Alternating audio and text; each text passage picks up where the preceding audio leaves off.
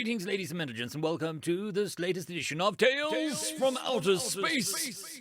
Hope you enjoy. Crippling Sound, written by Faulty Logic Engine. So, this is a human, he said dismissively, in his native Kayla tongue, staring down at a female, pale-skinned and dark-haired. She was dressed in civilian wear. Captain Dalton turned to face the fellow Hulkazer at the console behind him. The metal pinned to the black fabric on his chest, clinking lightly. Dalton stood 6 feet tall, leathery green, brown carapace covering his humanoid form. His two lanky 3-fingered arms folded neatly on his chest. Yes, Captain. She was captured a few light cycles ago during a boarding action in orbit. Dalton grunted in response. Reaching up, he plucked a set of ear protectors off a rack on the wall and placed them around his neck. He moved away from the doorway with long strides of his hoofed, digitigrade legs. "Have you found any effective wavelengths yet?" he questioned the technician at the console. Gesturing to the gargantuan set of speakers that made up the wall opposite the human, the Hulkazar technician replied, "Unfortunately, no. Certain decibels seem to inflict harm, though, but nothing that wouldn't hurt Hulkazar too." A hint of displeasure, their voice. "Increase the rate of your investigations, then. We don't have much more time before the diplomats resolve the border skirmish, and we have to return her. It's not every cycle we get a Deathworld species to test on, let alone a species that arrived so recently to the galactic community." Something will crack her eventually, Dalton thought. Hulkazar are specialists in sound weaponry, the only species who had the depth of hearing to consider developing them amongst the myriad of species in the galaxy. Orbor mental ability scattered a consistent exposure to 30 Hz waves, yet Jim Flesh turned to jelly with a short, powerful pulse of 170,246 Hz. Everyone feared their weaponized vibrations, but they needed to find their weakness first. Their crippling sound. He could only imagine the accolades that he would receive for finding out how to safely cripple Deathworlders with sound alone. He placed an ear protectors up to his head, the act pushing aside many of the soft catfish barbel-like protrusions that lined his scalp. "Try an oscillating frequency," Dalton commanded the technician. With a few delicate taps into the console, the speakers blared to life, sonorous sound shaking the room. The human grimaced, shuffling again and looking down at the floor.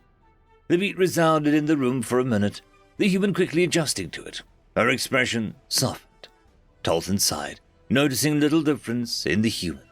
Just before he was about to give order to switch frequencies, he noticed the human doing something odd. She was rhythmically bobbing her head in time with the oscillations. He observed her for a few moments more. "Increase the interval between oscillations." The reaction in the human changed. Her head bobbing stopped, but now she tapped her heels against the floor. Soon she also started tapping her fingers against the metal on the floor.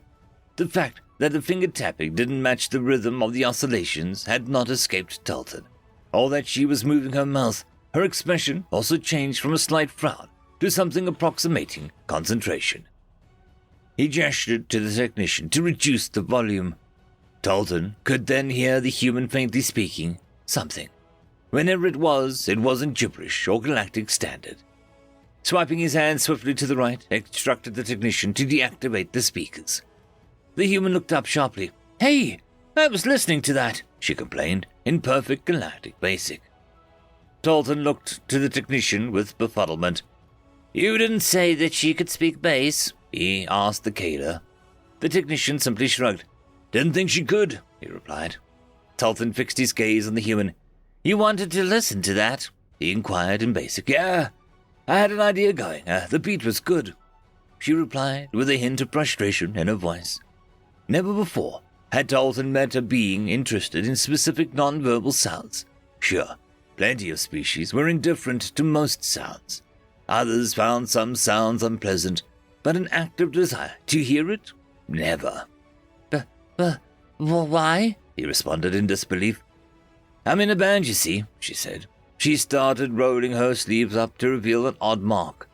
Talton grew ever more confused as he studied the symbol on her arm. One which depicted some kind of predatory feline wearing a primitive war helmet with some strange script running beneath it. "I'm the drummer and the songwriter for the Tagawa Tigers." His expression didn't change. "You know," she continued, "like music?" "What in Cecil's divine breath is music?" he replied, exasperated, forced to use her alien word for the thing. The look of shock on the human's face surprised Talton even more so than the concepts she just introduced to him earlier. There was a knock on the door. "Sir," the petty officer said, striding into the room, "a delegation from the Solar Confederation has arrived." All charges had been dropped as part of the peace settlement, to the surprise of the Halkazar diplomat envoys. Talton had been dropped of all potential charges. Even the human captive, Hina, had said that it was water under the bridge. It helped that he was under orders by his commanding officer to investigate the human to find her crippling sound. Apparently, getting mistreated by aliens occurred frequently to humans, something to do with other species being terrified of their predatory nature. To the dismay of Talton, she apparently could have just broken her restraints and walked out of the room should she have chosen to. Deathworld species really were unbelievable sometimes. Talton sat reclined in a chair in his personal cabin. A few days had passed since then, and in his hand he fiddled with his Omnipad. He had downloaded some of his fabled music, in particular a few tracks of rock recommended by Hina herself, who requested that Talton join her and her girls for drinks as a thanks for the song idea. Songs, music, rock. The ideas seemed so strange to him that listening to jumbles of wavelengths and timbres was somehow entertaining. According to his perusal on the datanet, no species so far could understand the appeal of the human's music. He had yet, however, read anything of the Halkazar giving it a try. Perhaps his enhanced hearing could bridge the gap that no other species could. But he doubted it. Like any primitive beating rocks could alter someone's mental state, it was ridiculous. He placed a set of earbuds into his auditory opening and confidently played a track. The assault of noise was intense and visceral. It took him a moment to pick apart the sounds, the steady beat of the drums, the riff of the bass, the chorus of the voices in the human language. Shaking his head, he rested his hand on his desk, focusing on the sounds in the song, trying his absolute best to get why humans cared so much for this type of sensory stimulation. He tapped one of his fingers on his desk rhythmically as he concentrated, staring at the wall, tapping his finger rhythmically. Turning his palm upwards, he looked at his hand with a furrowed brow. He returned to his previous position, but this time he had to force himself to sit still. The track ended. Talton felt oddly tense. He brushed off the feeling and continued with his routine, dismissing his musical venture as a clear failure. Sleeping, eating, brushing his chewing surfaces, donning his uniform, completing his duties as an officer. The entire time, every other moment, not locked in conversation or occupied in a different task, that pattern was there. That serial accursed pattern of noises haunted his mind, like a ghost whispering in his ears. He could feel his many barbels twitch as he suppressed the urge to, spasm? Twitch? He felt as if something was trying to possess his body and force it to bob and sway to its command. And yet, whenever he dwelt on this ruinous music, remembering the pattern in his mind, he felt his twin hearts race excitedly. An indescribable pleasant urge to move to the beats of the song would tug at the sides of his consciousness. Regardless, Talton pushed through it. There wasn't some mythical force acting on him, and it was preposterous that merely perceiving a pattern could damage his mind. It sounded like something from a bad horror film. It wasn't real, he decided. Must be something he ate. He was going to meet the humans, the Tagawa Tigers, in a mere 2 cycles during leave. He needed to sleep. He couldn't sleep. The pattern wouldn't pass. Talton stared silently across his room at his seat, the Omnipad, the earbuds. With a heavy breath, he approached the devices, slowly, and he tentatively tried to place the buds in his ears once again. I am genuinely going insane, he thought to himself, as he read into his emotions, finally hitting play on the song with a giddy expression on his face. The rain pattered hard against the asphalt street. Fluorescent lights of all colors glittered in the reflection of puddles, large and small. The stars barely peeking through the light pollution that bled into the night sky. A lone Halkazar walked along the streets of Terulang, clad in a leather jacket, a cap emblazoned with an emblem of the Tagawa tigers. They strutted briskly along, humming quietly to themselves and garnering odd looks from a number of different species. Perhaps it was due to his clothing being atypical for a Halkazar. Perhaps it was a large carry case he had slung over his shoulder. Finally, the figure stopped in front of a gathering of Halkazar and humans. They talked and chatted with anticipation, whilst they waited in front of a building, all queuing to enter a small underground concert hall. They could hear young Halkazar discussing if what they can hear really can induce euphoria or sadness or so on. The Halkazar didn't, however, join the group. Instead, taking a sharp turn to an adjacent grimy alley and casually opening a small door leading into the building. Opening the door revealed a gargantuan human who stared at the Halkazar with a deadpan, if irritated face. The Halkazar attempted to slip past him but was blocked by the human's gargantuan arm, which shot out to block the corridor. The two people locked eyes, rain pattering hard on the rooftops outside as seconds passed. The human started to crack a smile, quickly followed by Halkazar starting to chuckle. "You know you're going to give someone a heart attack like that, Charlie," complained the Halkazar. The human shrugged. "That's kind of the point, you know," he replied. "I am a bouncer." Charlie stood aside to let Halkazar through. The Halkazar rolled their eyes and grinned, making their way further into the building. Hina was sitting atop a stool, crossed legs wrapped in a fishnet tights, her expression semi-vacant, while she tapped away a faint beat with a pair of drumsticks against Lee's head, who was singing a few lines with increasing irritation in her voice.